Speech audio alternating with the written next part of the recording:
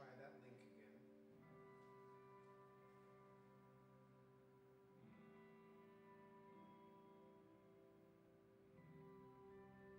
it's invalid. Oh yeah, copy that. That's totally a different link. That's what I need. That is the one that I need. Sorry this was so last minute. No, Frustrating. we are going to do this.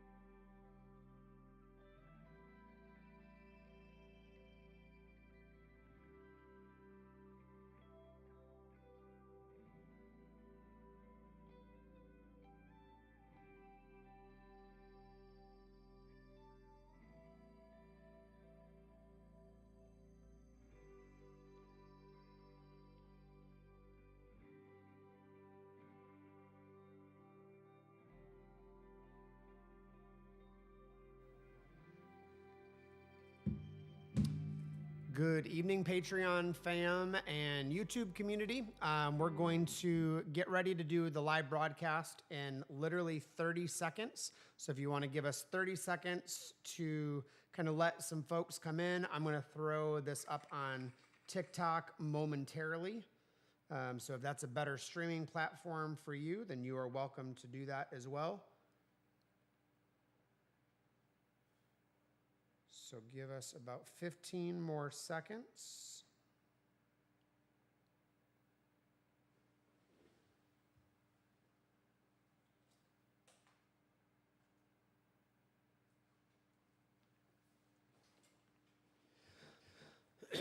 Okay, so this is the February Q&A live. We do this every month, basically for permaculturists, homesteaders, people involved in regenerative agriculture, just folks that are really plant nerdy, animal nerdy. So every month on the Permaculture FX website, we release a free gardening and homestead calendar. So I used to live, 15 years in Kansas City, Missouri. Before that, I grew up in Michigan, and I'm looking at two cameras tonight, by the way. So grew up in Michigan, and so had a lot of experience in the colder climate zones. And now I'm living in Central Florida. So if you go to the permaculturefx.com, there's two divisions: our cold climate and temperate climate growing zones, and our tropical and subtropical growing zones. So if this is your first Q&A live, welcome. So you can enter those questions into the chat if you would like. I'll see at the end of the Q&A live which ones that we have time for. But generally speaking, 95% of the questions for tonight are supplied by our generous patrons in the Patreon community. So if you are interested in asking those questions or being a part of that community, you can go to patreon.com/permaculturefx. So now that all of that is said and done, let's jump into the things to do this month, the questions, the answers, the thoughts, the I don't knows, because there are those, for the month. So before we get started with the questions that patrons have supplied, I want to get into my top 3 recommendations. And if you know me, there's always going to be an honorable mention. But my top 3 recommendations for USDA growing zones 3 through 8. And then also my top 3 recommendations of things to be doing right now for USDA zones 9 through 11. So if you are in USDA zones 3 through 8, honestly, a little jealous right now. There are a few moments that the Floridian in me gets a little bit like, I could use some snow. You know, I was talking to my parents today and it's cold there. It's 20 degrees. They've got snow on the ground. It's beautiful. And I do love the snow for like Christmas to New Year's, but after that, I do miss a lot of things like rest in the winter that zones 3 through 8 have to offer. So if you are in those growing zones, there's a lot you can be doing in the garden right now. I remember when I was in Kansas City, we had a polytunnel and we were growing year round. Middle of winter, it's negative 15 degrees, and we have things growing in the polytunnel and worked awesome. But even if you don't have those things available, there's 3 things that I'd recommend doing in the garden, in the food forest, if you are in USDA growing zones 3 through 8. So first thing, now is the time to order your dormant plants like your fruit trees, berry bushes, nut trees, and getting your seeds ready for the coming year. Y'all, the Baker Creek seed catalog, if you're in the Midwest, is looking fantastic. I'm loving some new food forest, like fruit tree places. Foodforestnursery.com. They're located a little north, kind of between me and Kentucky area, but they specialize in plants for USDA growing zones 3 through 8. So if you are in that growing zone, foodforestnursery.com, they've got some really great plant offerings. I do have a link for that in the link tree in my bio that you can get later. The second place that I used to love getting dormant planting from in the Midwest is Hartman's Nursery, Hartman Plant Nursery, Hartmanns. I think they have a really good selection of gooseberries, of currants, of fruit trees, of pawpaw. My God, give me all the pawpaw. If you are in zones 3 through 8 and you're not growing pawpaw, bro, are you even gardening? I mean, that's like what you need to be growing. So now is the time when you want to be ordering, getting all of that stuff ready. I'm getting ready. My parents, I said, were up in Michigan. I'm getting ready to do an order for them to bring up in the springtime. So USDA zones 3 through 8. Number one thing you need to be doing in the garden right now is getting your dormant seeds and your dormant fruit trees ordered and ready to go. Second thing you need to be doing is spring bulb planting. So this is tulips, it's the alliums, it's the muscari, it's the hibiscus, like it's all of these wonderful things that only come up, the Dutch flowers basically in the spring. Now I know in some areas it doesn't thaw at all during the winter, but I will say this, even up in Michigan, you get 4, 5, 6 thaws during the winter where you can stick a trowel in the ground 5 or 6 inches, move it apart, and then stick a bulb in. So if you do get those thaws, this is the time to be putting it in. One of my favorites was Allium giganteum. It's like this big, hot pink powder puff ball that just flowers for like 2 months. I mean, absolutely showstopper, gorgeous in the garden. So muscaris and snowdrops and daffodils and, you know, all of that stuff. Get your spring bulbs in the ground now between snows. Third thing that I would be doing is getting your plan for compost ready for your last frost. Now, starting in the Midwest, so I'm talking Kansas, Missouri, you know, you could start getting warmer in March, which means you need to start ordering the compost and the amendments now so you've got them kind of ready to go so they can start, working in the soil. Now, I generally don't do heavy fertilization in the Midwest until after the last frost date. But compost is mild enough, you can absolutely go ahead and start doing that. And it'll work really, really well. So before we go to USDA zones 9 through 11, let me click something real quick, because it just froze on TikTok. All right, TikTok is no longer frozen. Apparently I reached my social media maximum for the day, what even is that? Stop judging me, iPhone. So let's talk about USDA zones 9 through 11. So first thing is spring fertilization for the food forest. Now, if you're in Central Florida, anywhere in Florida, it has been a weird winter. It's been unusually and unseasonably wet, and we've been pretty mild the entire winter so far.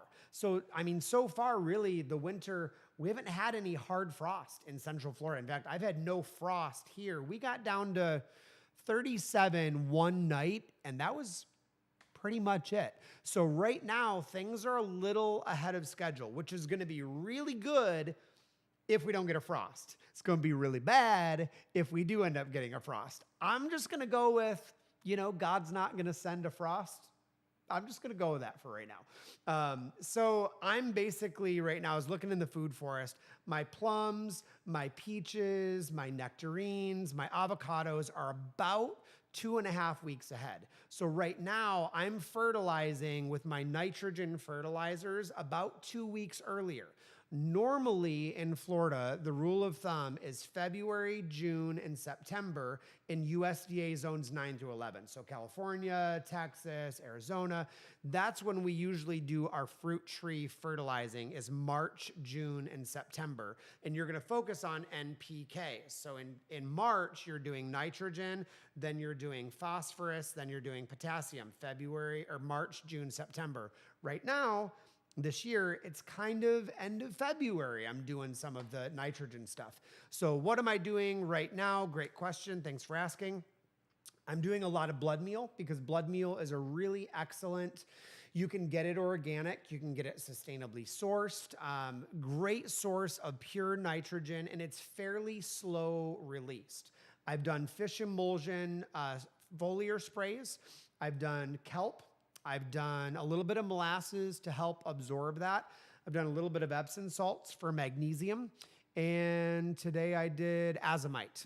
So that's going to help with silica and the absorption of those minerals. So that's kind of what I'm doing right now. I would say it's pretty safe on your peaches, pear, plum, nectarine, avocados, mangoes. I'm applying those things now. Generally, I'm doing it the 1st of March, but things are a little bit early this year, so I'm jumping into it. If you're really hesitant, if you're North Florida and going, dude, Chris, I'm probably gonna get another frost, trust your gut. Go with just a little bit of compost. Compost is light enough. It's not gonna spark tons of new growth in your food forest really quickly, so you're still gonna be safe to fertilize and not have a lot of that growth. So that's first thing I'm doing is my spring fertilization and my spring soil work in the food forest. Second thing is I'm getting ready for my last round of seeding my annual vegetables. So honestly, usually by now a frost has killed my tomatoes. My tomatoes are freaking rock stars right now. I mean, I'm getting a bowl of tomatoes every single day. Peppers are coming in. The greens are still going from the winter garden. So things are still looking good, but I want to have that diversity. So I'm planting another round of all my nightshades, my peppers, my eggplants, my tomatoes. So I'm getting another round of those by seed in seed trays. I'm also getting ready to do some dormant planting on stone fruits. So I personally never ever plant fruit trees when they're flowering. It's either before they flower when they're dormant or after flower so they're not being stressed. So when they're in flower mode and the beginnings of fruit, they look pretty at the greenhouses, and greenhouses push like plant them on Mother's Day, plant them on Mother's Day. It's a blast. Go plant shopping with mom. please don't put those flowering fruit trees and berry bushes in the ground when they're flowering. It's going to stress the plant out. They're going to drop all those flowers, and you're just going to be really sad over the next year. So wait until they're done or get them in the ground before you'll be a little bit safer. So for me, this is my last round of my annual vegetables going in trays, and it's also my last round of getting dormant things in the ground. So right now, I've got a row of probably about 50 to 75 dormant mulberries, pecan, some grape, peaches, some nectarine, some fig. So those are all still fairly dormant. So those are the things that I'm putting in the ground right now because I don't want them in full flower or in fruit before that happens. And David, can you check that thing there? Third thing that I'm doing is I'm doing my spring planting plan. So on that plan, what I'm doing is I'm planning for what I'm putting in my pastures. So usually in March, I'm trying to get my my pasture stuff in using the no-till drill. So if you have cattle, if you have goats, if you have sheep, if you have, chickens, whatever out on pasture, March is when you want to get it in the ground. So now is when you are making that plan. At the same time, if you're doing more food forest areas, you also really want to be thinking along the lines of what am I going to do for the food forest? So what plants are going to go in the ground in my food forest? What are my understories? So if you don't have a plan, this is kind of your last chance before the year gets going. I get clients every year that are like, well, I want to put avocados in and it's September. Bro, you're not putting avocados in the ground in September. You're doing that around Easter time. So, you got a month to get a plan, get a design done. If you want help from that, great. Love to help you jump into that. So that is the thought process for the top 5 things from zones 3 through 8 and also for zones 9 through 11. So I'm going to go through those one more time really fast. And David, if you could grab my computer for me, I just realized the phone is over there so I can't look at the questions. So zones 3 through 8, here's yours one more time. You're ordering dormant plants and you're ordering your dormant seeds. Second thing you're doing is you're getting your spring bulbs ready between the snows. So if you can get the trowel in the ground, now's the time to be rocking that and to be doing that. Third thing is you're getting your compost and your soil amendment plan ready and in place. So that's the main things for USDA zones 3 through 8. If you're in zones 9 through 11, again, your top 3 things before we jump into the question and answer stuff. Number 1 is your spring fertilization, getting your soil ready. So in my growing zone, USDA zones 9 through 11, we are super hyper focused right now on blood meal, Epsom salt, azomite, and compost in the food forest. All of those high nitrogen goodies are what we're all focusing on right now. Second thing for USDA zones 9 through 11 is it's our last round of seeding for our annual vegetables, and it's our last chance to get those stone fruit in the ground while they're still dormant. Now, you can plant them later, but beloved, they're not going to be dormant later. So we want to make sure we get them in the ground the best that we can when they're still in dormancy. And then number 3 is your spring planting plan. If you want a food forest this next year, get a plan now because by Easter time, you want to hit the ground and you want to be running. So let's get to the Q&A. So if the questions that I always answer first come from the Patreon community. So that's patreon.com/permaculturefx. There's a link for that in the bio if you're viewing from TikTok or from Instagram. So I'm going to go through this list of, I believe there's 10, 12 questions. And then if there are some questions that have come in through the various live streams, then we'll get to those questions. So question number 1, this comes from Tandem Trails Farm. What are your thoughts on the root beer plant in the food? They seem to be a spreader. So root beer plant, sometimes it's called Santa Hoya or Hoya Santa. So it gets these leaves kind of about 8 or so inches across, and it's kind of like snake-like flower.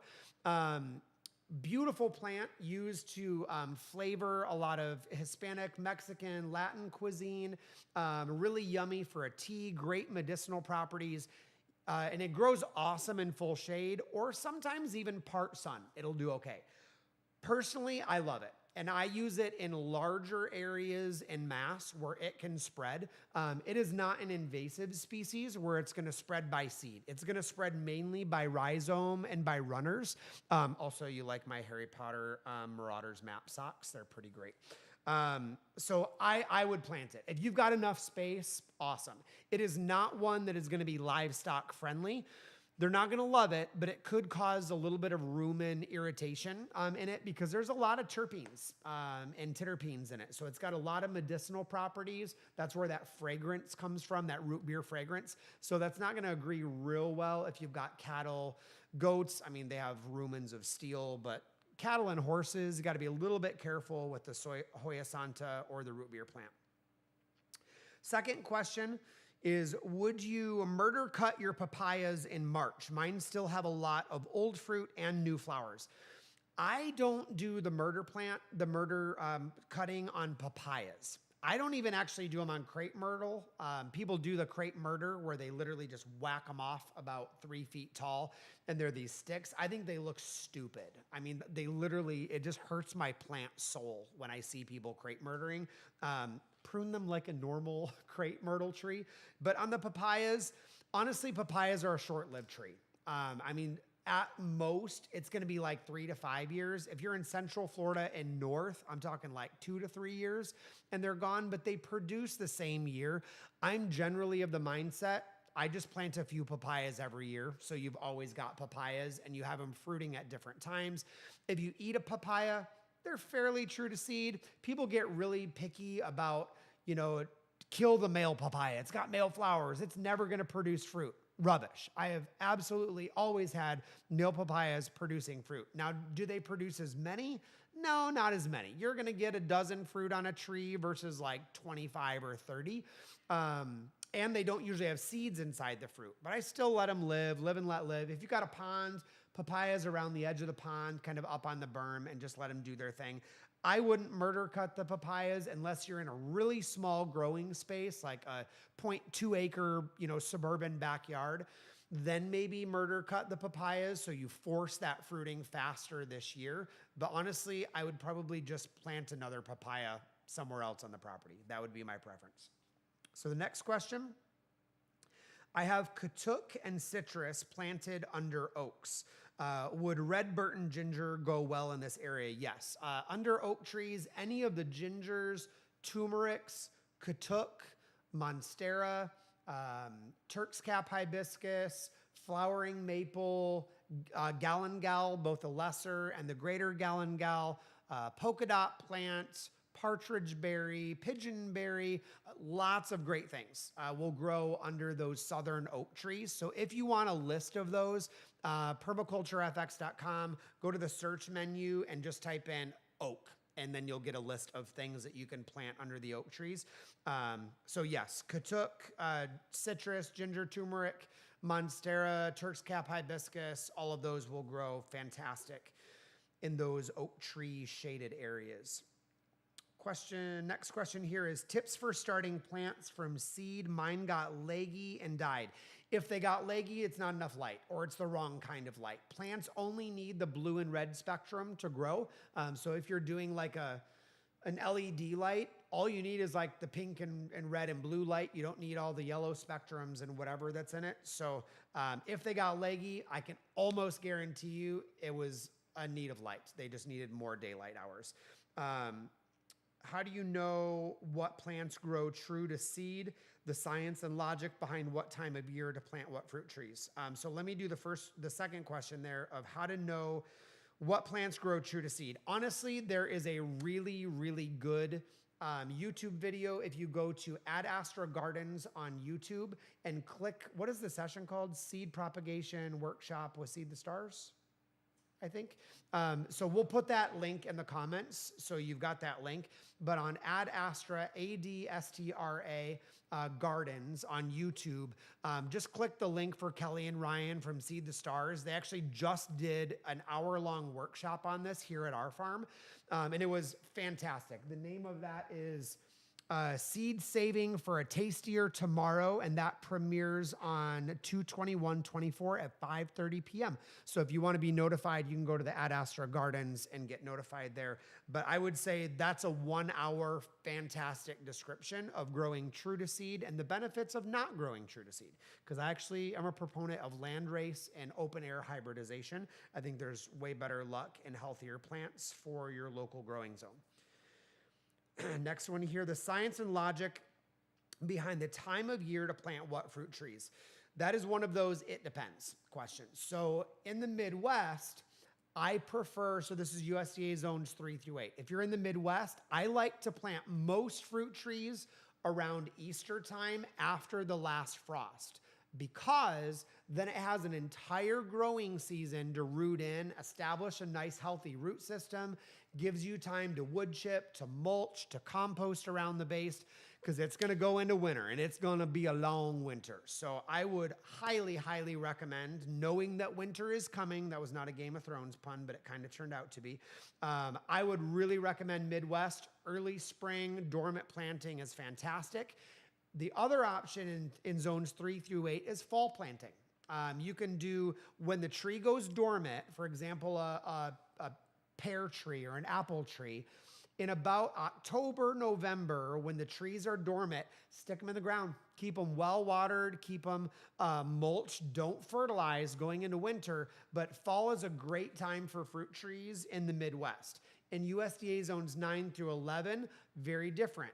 We can plant most stone fruits pretty much year round, except when they're in full flower and full fruit. I don't want to be doing it then.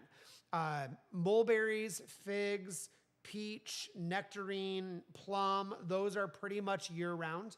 The only ones I'm really concerned about in USDA zones 9 through 11 are super tropical. So I'm talking mangoes, some of the papayas, avocados, Jamaican cherry, Barbados cherry. Those are ones that they need some time to really root in before they go dormant. So those are ones, Easter time, that's pretty much what I'm doing, all things avocado, mango, and super fruit tree, tropical fruit trees. So that's kind of the thought process on those. So we can also, if you do have questions, by the way, you can enter those into the comments, and then I'll get to those questions at the end of the broadcast. Also, if you're watching and it's a little bit hit and miss on your stream, once the stream is over in the next couple of days, we'll publish the 1080p, high definition version of this on the Permaculture FX YouTube channel, as well as the Ad Astra Garden YouTube channel. So the next question is how and when to prune moringa trees. Now, normally I prune my moringa trees for the last time in November, early December, because they're about to go dormant. Some moringas are still kind of going, but if yours are still going and still green, prune them now, so that way they get a good fresh growth coming into the spring. The two basic ways to prune moringas. Now, and I say this, to be honest, I hate moringa grown as a full-grown tree. I just think they're ugly. They're just lanky, and when the leaves fall off, they're bare naked. They just break in the wind. So I'm a big proponent of coppicing and pollarding. The difference in that is coppicing, you're cutting off at about 6 inches from the ground. The benefit of that is you get about 5 to 6 harvests per year. So you cut it off at 5 or 6 inches off the ground, let it grow to 3 feet, cut it off again. Let it grow to 3 feet, cut it off again. You get more harvest. That's what most moringa powder and moringa tea companies are doing to harvest their moringa. I think it looks a little dumb in the food forest, so I do pollarding. So I use a central stem with kind of like a hand shape on the top, and I do have a video if you're a patron in Patreon about this. And I pollard about 3 times a year. So I do about 3 harvests a year. Now on the fence line food forest, anytime the cattle go into that, which is about every 2 to 3 months, I just let them do the harvesting for me, and they're basically pollarding over the fence for me to do that. Next question. Fruit trees are a huge benefit, especially with kids. Yeah, absolutely. But obviously, they take much longer to establish and begin producing than annual vegetables. Can you recommend some bushes or fruiting annuals that we can plant that will produce quickly while we wait for avocados, stone fruit, and jujube to grow up and do their work? This particular person did a strawberry tree, but they don't do real well in the freeze. So some of my favorites that will produce year one, first of all, mulberries. I am obsessed, not mildly, fully obsessed with mulberries. Literally, they will produce in a 6-inch pot. The dwarf everbearings especially. I don't love the dwarf everbearing mulberry. I know that it's super popular in all the greenhouses. It's all the rave because the name is everbearing. The fruit are they're really little. They tend to be a little bit dry. Do I have it? Yes.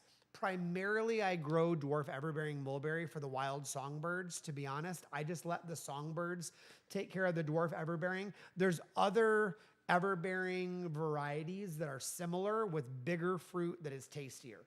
So one of them is called Chiang Mai 60, Chaing Mai, Mai 60. It means the beautiful city. So Chiang Mai, Mandarin Chinese, is really good mulberry, going to be about 1.5 inches long.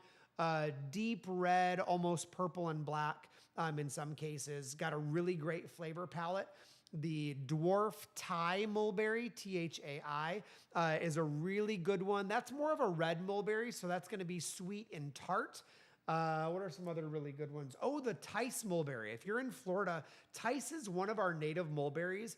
It grows a little weird. It's kind of like a shrub tree. It's shorter, squattier, denser, but the fruit are like 2 inches long and they're more along the lines of a blackberry. So it's a really interesting flavor. They're actually producing for me right now. If I can get them before the neighbor kids. The neighbor kids are raiding my tree and they're eating them even when they're red because they love them so much. I'm like, y'all, leave my mulberries alone.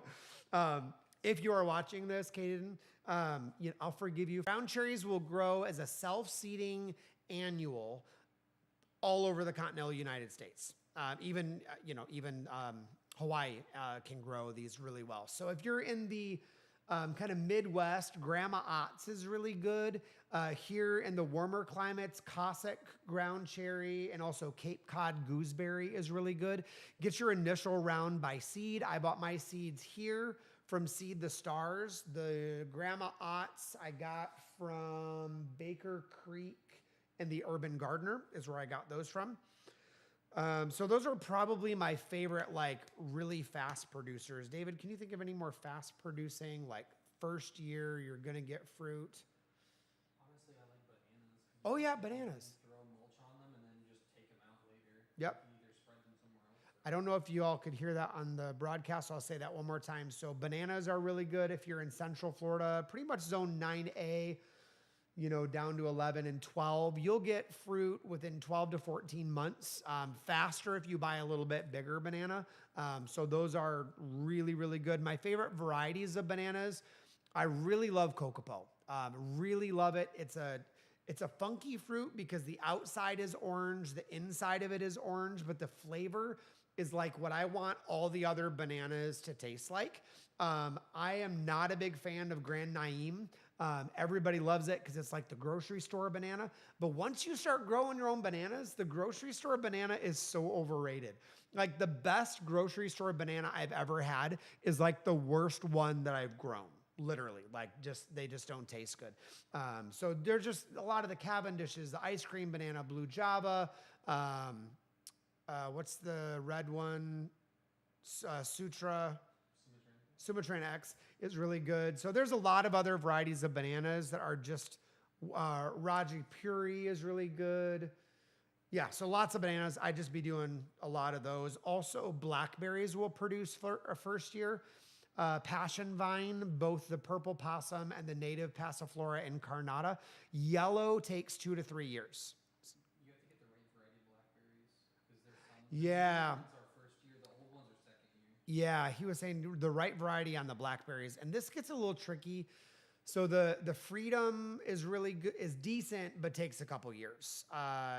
The Navajo and Natchez are good, but not zone 9B through 11. That needs to be 9A, north. What are some of the other ones? Arapo, I've heard is really good. I'm trying it this year for my first time. So I got mine from foodforestnursery.com. So I'm super excited for that one. And I heard from a buddy of mine that he grew it here and it worked great. So yeah, Home Depot once in a while has them. You just got to watch the varieties. Man, I was in Tractor Supply Company the other day and they were literally selling peach trees that were only like Kentucky, Tennessee. Like that is the farthest that you could grow those things. I'm like, those are never going to produce here ever in a million years. And then what was the other one they were saying? Oh, currants. And I'm like, currants, you can't even barely grow those in the Midwest. I mean, come on, whatever. Gotta love big box stores. So those are recommendations for fruit trees that fruit quick for the kiddos. Next question. Have you heard of the CDT vaccine for livestock and do you give it? Yes, actually, there are different CDT vaccines, both for goats and sheep. There's a separate one for bovine, for cattle. We do give them primarily because it's a vaccine that does not impact the DNA of the animal. So what I mean by that is it is a dead vaccine. It is not a living mRNA vaccine. I'm going with the dead one. So they're not messing with the DNA of the animal. So we don't do any RNA, DNA vaccines unless they are dead. Now, I'm not a conspiracy theorist, but I will say this. Those vaccines are getting really hard to find right now, and you go to the companies and you can't even find them. Like they're not even on the shelves. It's a little bit weird. So when we ran livestock through this last week, we did do 2 vaccines on the livestock, and those are still under OMRI certified. It's still considered organic. So they're absolutely fine. We also do on cattle, we do Multimin 90, which is magnesium, iron, copper, manganese, couple of just minerals basically. So Multimin 90. I don't know if you can give that to goats. You'll have to look that one up.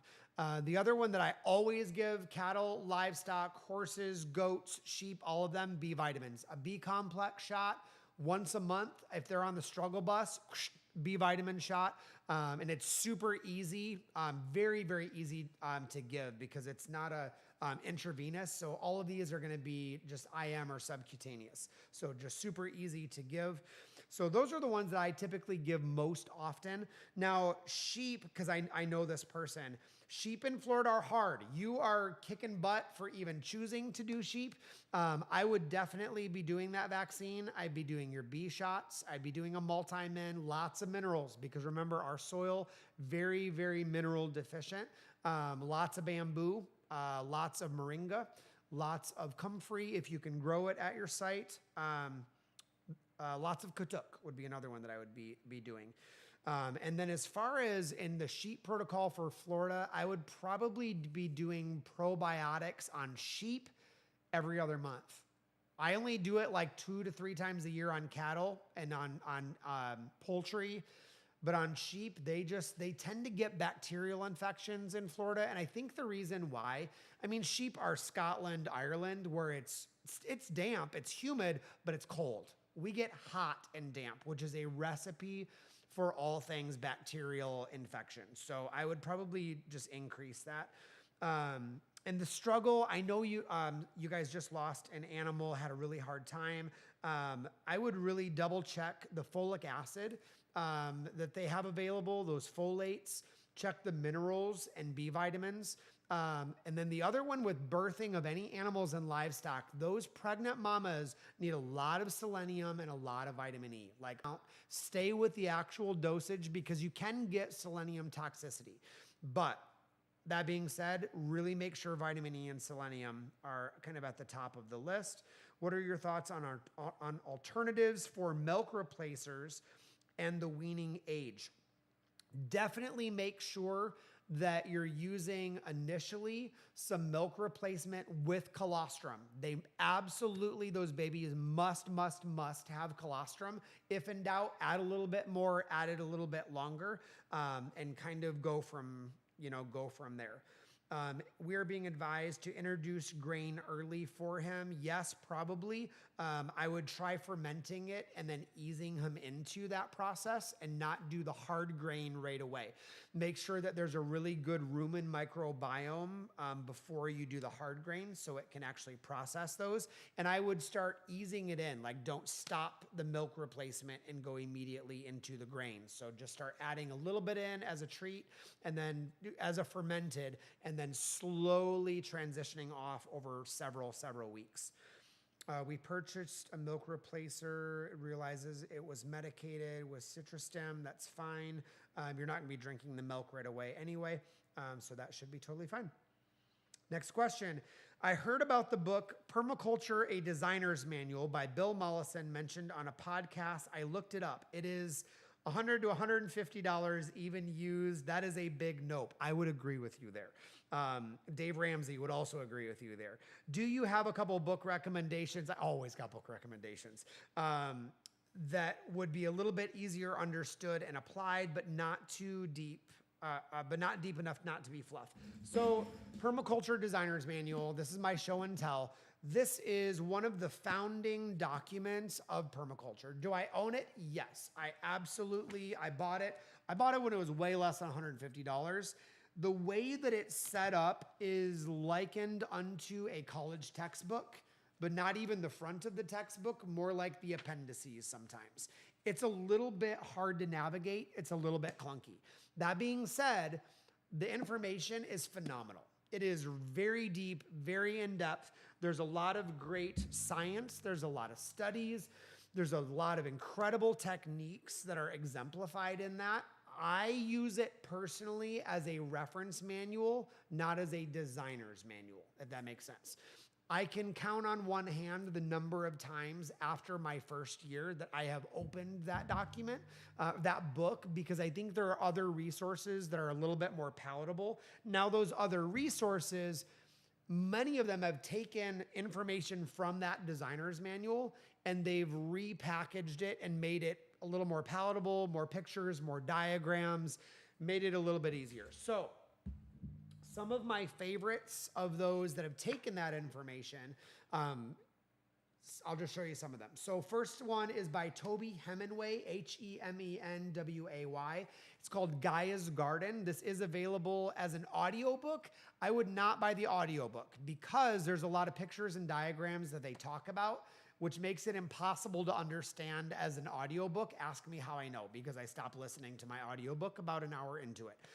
The book is fantastic. It is available on Kindle. You can get it on, other digital formats or whatever as well. I bought the hard copy because I've highlighted in mine. I've spilled coffee in mine. Here's my coffee page that is, a little wrinkled now. But I think Gaia's Garden is the best for the beginning permaculturist that's getting started like at a at-home scale, personal backyard, or a mini farmette. So it gets into layer composting, integrating chickens into the system, when to prune your trees, how do you do a foliar spray. So I think this is a really good summary one. This one is called Farming the Woods by Ken Mudge and Stephen Gabriel. So if you are in the Midwest in an area that has, this would be USDA zones 3 through probably 9A. This one is great if you're in a highly wooded area. So you don't have a lot of sun. You are a little bit more isolated. This shows you ways that you can farm in the woods, whether it's with mushrooms or just, different plant species are going to thrive in that climate. There are differences in ways that you run animals through a highly wooded system. There are different ways that you fence those animals and protect them. So this goes into pretty good depth. I love that there's a lot of pictures and illustrations with this, because it gives you a really good visual. And by the way, I make no money from any of these book recommendations. This is just because I'm a really big nerd. If you are in USDA zones 3 through 8 and getting into fruit trees, 100% The Holistic Orchard by Michael Phelps. If you are wanting to learn how to prune fruit trees, I don't care what growing zone you're in, fantastic. If you are wanting to learn foliar sprays, this is the guy, this is the guy, this is the guy. I do like the permaculture orchard guy, Stefan, starts with an S, French Canadian guy. Really good in USDA zones 3 through 5, not so good 6 and higher.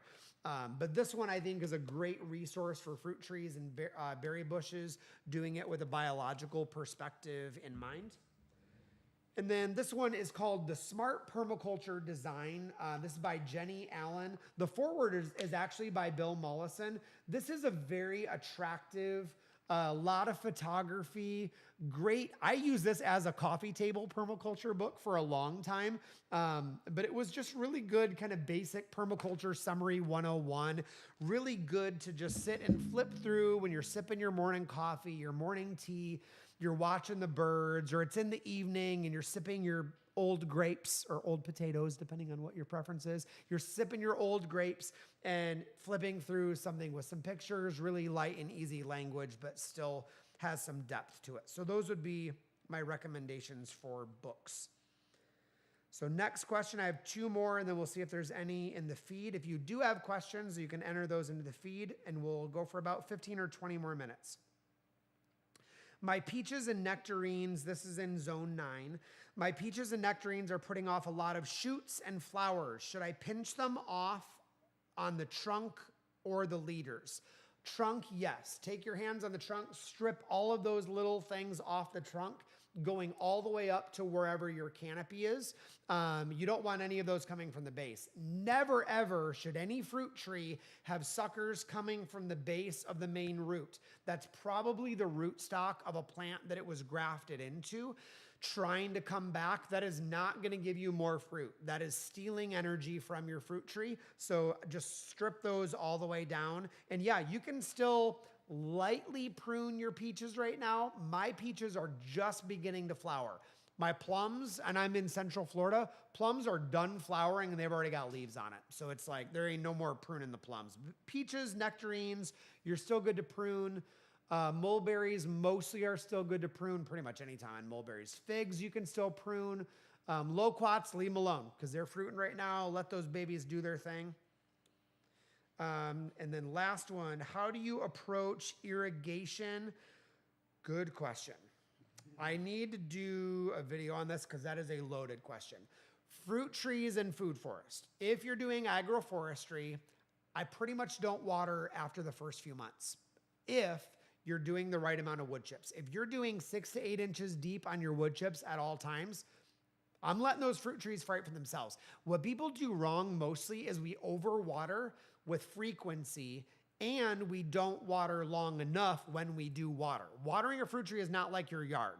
Your yard, those roots are only going to be 6 or whatever inches deep, so you only need to water 15 or 30 minutes. Fruit trees in Florida, 1 inch of water is going to travel down about 12 inches deep in our sand in Florida and Texas and California.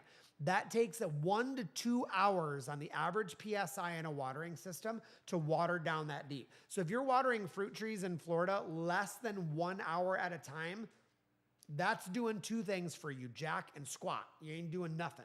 So I would recommend 2 hours of watering, even 3 or 4 hours every 2 or 3 weeks, and really let that water go deep. The reason why is you want the roots to fend for themselves. I don't care how much water is this deep. I want those roots working for it and doing their thing. Now, after the first few months, once that food forest is established, if we're in a drought and the fruit trees are fainting garden, if your plant leaves are withering a little bit, don't freak out and water them immediately. Make those roots develop and make them work. Toward the end of the day, if they haven't perked back up, then you know you need to start watering a little bit. Now, if they get crispy, beloved, you waited too long. So that's my general thought on watering. In my own personal practice, when I'm doing a new agroforestry row, a food forest row, I put a soaker hose on top of my wood chips and I water for the first few months, and then I'm pretty much done. I will water in a severe drought. I'm talking like a month or more, but other than that, pretty much I'm not watering. Now, garden watering, that's a whole different question. I would mostly recommend drip tape and poly with the little drip lines. Broadcasting in most warm climates, especially Cliff where you are, broadcasting, you're going to get fungal issues, you're going to get bacteria, you're going to get wilt, and other things. Now, do I do it occasionally? Yes. And I use the tripod sprinklers in a bad scenario. So let's take a couple questions. All right. So first one from TikTok. What's fast growing in Kansas? TikTok, what is fast growing in Kansas? So if you are talking fruit trees, fast growing is going to be goji berry. I love the Phoenix Tears. That has the highest amount of vitamin C that you can possibly grow. Elderberry is good if you have space. That is going to be a spreader. I'm talking 12 feet and it'll keep on going. But elderberry, you will get fruit probably year one. Currants are really good. The red currant and the golden currant are kind of like Kool-Aid in a fruit. Very, very, very juicy. You'll get fruit in a year and a half on those, or year one on an established 60. Dwarf Thai mulberry, gelato mulberry. Those are all really good ones. If you email me later, I'll think of more, but my brain is skipping a beat. But there's a lot of mulberry varieties. The native mulberry in Kansas and Missouri, you're going to get one fruiting, and that's it. The other mulberries that I mentioned, you're going to get probably 3 fruitings, maybe 4 on an Indian summer. So. Do you want this to read them? Or do you No, you just read it. Okay. All right. So from Annie Goldberg, on a big farm with endless to-do lists, any thoughts on what to prioritize or put at the top of the triage list? I'm in plant debt, especially this time of year, and everything needs to be done. Yeah. So Angie's question is, she knows me from when I lived in Missouri and in Kansas. So how do you address those endless to-do lists of a gardener? I used to, when I was a teacher for 15 years, I kept those planners and I had the to-do list and the goal sheets. What I found with gardening on a larger farm scale is honestly these black ledger books that are like $12 at Joann's and Michael's has been, I'll actually show you my to-do list last week. What I have found for me personally on a farm, because the to-do list is ending, you just don't get the gratification of finishing the page. It's like the page never ends. So what I started doing is I started making my page and I fill it up and I literally finish everything on that page before I'm allowed to go on to the new page. I have 2 more things that I need to do on this one. I have 3 seed trays that I need to finish starting, and I need to replace one of the headlights on my car, and I need to check up one of the chargers before our new chickens arrive next week. And then I do the next to-do list. Right now, my to-do lists are 1 week only. I'm not doing 1 month. I literally will write the 1 month to-do list on a giant sticky note. It stays upstairs in my loft and I do not look at it. It's literally so I don't forget them. And then I just address them as I possibly can. So for me, on the farm, these ledgers are great. The other one, if you don't like hard copy, is open up a note on your iPhone, and then you can do check boxes on there. But I would encourage you master the check boxes and be okay with checking them off and just saying, no, I don't have time to add things to this to-do list right now. So that's that question.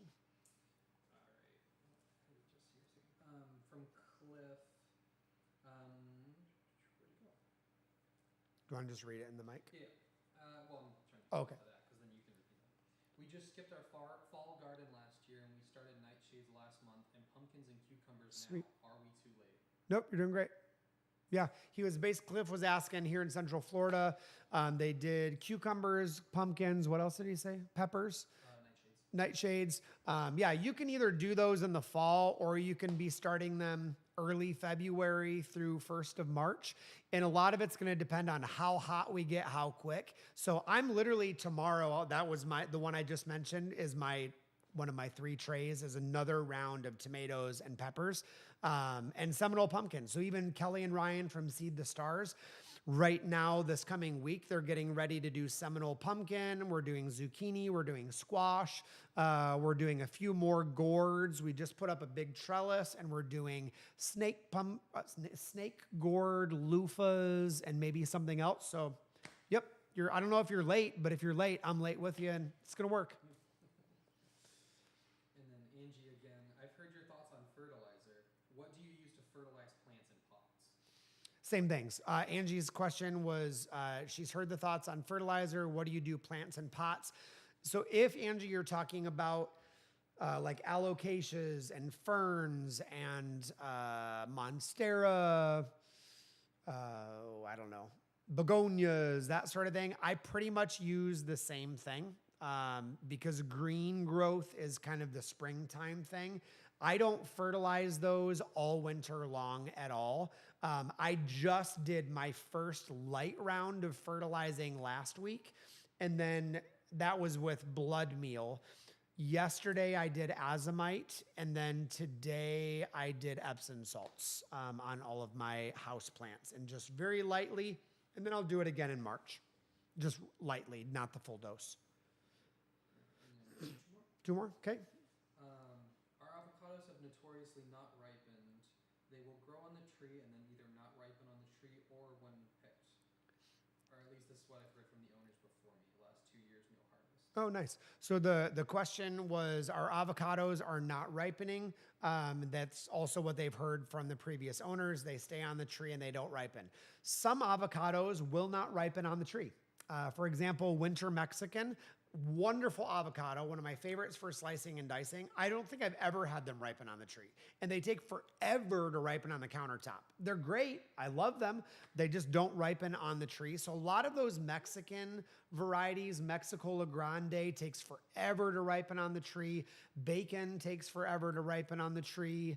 What's the other one? Wurtz. I don't know if I've ever had a Wurtz avocado ripen on a tree. So you do have to pick them. If you want to speed up the process, put an apple or an onion in a brown paper bag with the avocados, close it up. That releases a gas that will speed up really quickly the ripening of those avocados. So yeah, not all avocados ripen on the tree. Ones that do ripen on the tree for avocados are usually the black-skinned avocados. So that's your Oro Negros, your Fantastic, your Joey. Not Fantastic, your Joey. The black-skinned avocados are usually the ones, Marcus Pumpkin, that are going to ripen on the tree. Green skin that are the rough oftentimes do not. So, and again, avocados, very heavy feeders. If you've got avocados, you're fertilizing every February, June, September. And then during the growing season, I'm adding like a half a bag of compost every month to avocados. If you don't feed avocados, they're not going to feed you. Same thing with bananas. Just super hungry. And then TikTok just showed up, or one on TikTok. Just moved into a subdivision in Claremont with no yards. What small, medium, native trees do you recommend? Ooh, fun. Small subdivision in Claremont. What is it? What small, medium to native trees? Now, a lot of trees you can prune. So I design a lot in Claremont. The key with doing a food forest in Claremont, especially if it's one of those new subdivisions, the Hills of Mineolas, repeated patterns. So 2 avocado trees on the side, sloping down to berry bushes. Think symmetry in your backyard.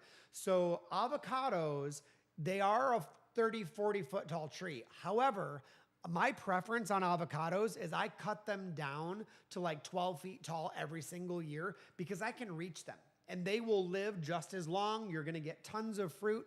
On a 5 or 6 year old avocado tree in this area, you're going to get 150 to 250 fruit, even when you cut it back to like 12 feet tall. So I would do avocados. Loquat, I think, are beautiful, very high yielders from a distance. The leaves look a little bit like a magnolia. The fruit on them is very citrus, pineapple flavored. The flowers are very fragrant, good pollinators. The other nice thing with loquat is the leaves on loquat, when they're young, you can make a green tea out of that has no caffeine, but is higher in antioxidants. The loquat is a native. The other native, mulberries, lots of mulberries. So native, the question on mulberries are native on every single continent that exists. There are native mulberries in the Middle East. The Turkey mulberry, for example, they are native in China. They are native in Russia. They are native in Florida. So mulberries. So if you want dwarf ones, I would do Chiang Mai 60, dwarf Thai red, and probably gelato would be my 3 that I really enjoy on the mulberry spectrum. other native fruit trees to this area. I mean, loquats and mulberries are pretty darn good. And there are native avocados to Florida. They're like naturalized. Those would probably be my favorites, I think, for this area. And if you're not wanting to do fruit trees, Green Isle Gardens is really close to Claremont. Yeah. Because if you're in Claremont in an HOA, you're gonna have a hard time sliding past certain trees. Yeah. Going there and looking at stuff. So on YouTube, so you can hear that, he was recommending Green Isle Gardens in Groveland. They have a lot of good native flowers.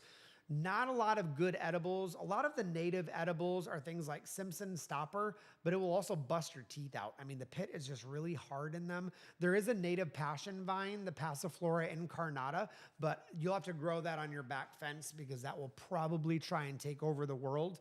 There are native elderberries, but they are also spreaders. It's kind of a myth that natives are not invasive because there's like native bamboos all over the United States and they're invasive. They are native. There are native elderberries all over the United States. USDA zones 3 through 11, and elderberries will spread to no end. So native does not necessarily mean that they're not invasive either. So any more questions on TikTok or YouTube? Awesome. So thanks so much for joining in for the live broadcast tonight. So those questions that we answered at first were supplied by the Patreon community, whose gracious support makes all of our social media and our content doable and available to others. If you're interested in being part of that community, getting PDFs, classes, workshops, garden tours through Patreon, you can check out that link in the link tree in the bio. Otherwise, every month, don't forget the first of the month, we do a free mailing list that is a free gardening calendar. So we do one for USDA zones 3 through 8, one for USDA zones 9 through 11, and that is totally free. There's no, crazy weird stuff in there. So you can sign up for that free newsletter at permaculturefx.com. If you're interested in more of those videos, make sure that you like, subscribe, and do all things social media. So thank you again so much. I hope you enjoyed the live Q&A this month. As always, have fun, and I will see you in the garden.